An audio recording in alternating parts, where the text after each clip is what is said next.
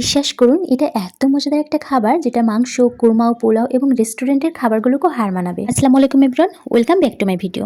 এটা হচ্ছে চিংড়ি মাছের বালাচাও। আমি একটু আমার মতো করে অন্যরকম ভাবে তৈরি করেছি, আর গরম ভাতের সাথে পাটায় খেতে এটা এত বেশি মজা লাগছিল। ধোয়া ওঠা গরম ভাতের সাথে ঝাল ঝাল বালাচাও ভর্তা আসলে অসাধারণ লাগছিল। সত্যি কথা বলতে কি, আমি এই রেসিপিটার থেকে কোনোভাবে মুখ ফেরাতে পারছিলাম না। আমি শিওর আপনারা যদি এভাবে ট্রাই করেন, আপনি এই রেসিপিটার অবশ্যই প্রেমে পড়ে যাবেন। একবার ট্রাই করে দেখবেন, ইনশাল্লাহ অনেক বেশি ভালো লাগবে। বিশেষ করে যারা চিংড়ি এবং ভর্তার আইটেমটা পছন্দ করেন তাদের জন্য তো এটা স্পেশাল হবে। আমার হাতে একটা কৌটা দেখতে পাচ্ছেন, এটা হচ্ছে চিংড়ি মাছের বালাচাও আছে। এটা ইনস্ট্যান্ট একেবারে রেডি করা, এর ভিতরে রসুন সব উপকরণ হচ্ছে দেওয়া আছে। সো এটাকে জাস্ট আমি একটু প্রসেসিং করে নেব। এই চিংড়ি মাছের বালাচাও অনেকে অনেকভাবেই ভর্তা করে থাকে, বাট আমি একটু স্পেশালভাবে করেছি। আমি যেভাবে পছন্দ করি আপনাদের সঙ্গে সেটাই শেয়ার করেছি। চলুন রেসিপিটা শুরু করা যাক।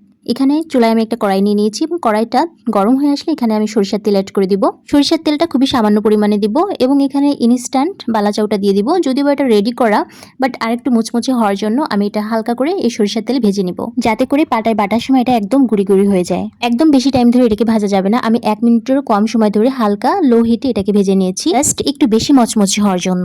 যদিও বা কৌটাতে এটা মচমচে থাকে, বাট আমার মনে হলো এভাবে করে নিলে আরো বেশি স্পেশাল হবে। এই বালাচাওর ভিতরে ভাজা রসুন এবং ভাজা মরিচ থাকে।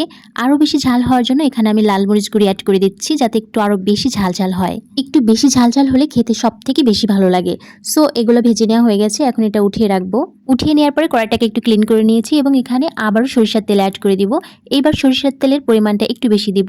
এরপর রসুন কুচি দিয়ে দিলাম। রসুনগুলোকে একদম বাদামি কালার করে ভেজে নিব। পেঁয়াজ কুচির তুলনায় রসুন কুচি বাদামি কালার করতে একটু বেশি টাইম লাগে, সেজন্য হচ্ছে আগে আমি রসুন বাদামি কালার করে নিলাম, দেন হচ্ছে পরে 2টা পেঁয়াজ কুচি অ্যাড করে দিলাম। এখন রসুন আর পেঁয়াজকে সুন্দর করে বাদামি কালার করে নিব। দেখতে পাচ্ছেন পেঁয়াজ কুচি এবং রসুন কুচি খুব সুন্দর করে বাদামি কালার হয়ে এসেছে এবং খুব সুন্দর একটা ফ্লেভার ছড়াচ্ছিল। এরপর যে আমি অ্যাড করে দিয়েছি বোম্বে মরিচ। এই বোম্বে মরিচটা এত বেশি ঝাল ছিল, আমি একটু কমিয়ে দিয়েছি, জাস্ট অর্ধেকটা করে দিয়েছি।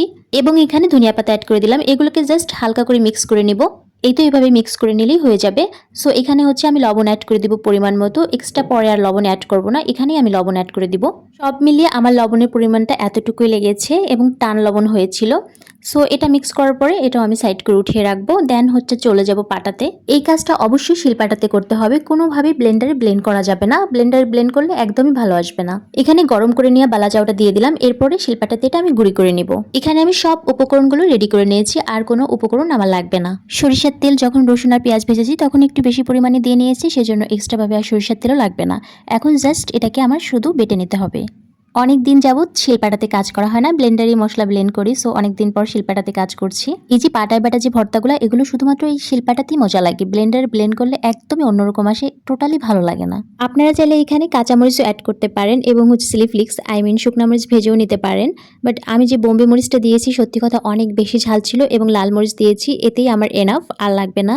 এই তো সব মিশ্রণ খুব সুন্দর করে বেটে নিয়েছি। ব্যাস এই তো তৈরি হয়ে গেল চিংড়ি মাছের বালাচাও রেসিপি। এবং পাটাতে আমি গরম ভাত নিয়ে নিব। এইভাবে খেতে যে কত বেশি ভালো লাগে আসলে বলে বোঝানো সম্ভব না। ছোটবেলাতে অনেক খেয়েছি, অনেক বেশি মজা লাগতো।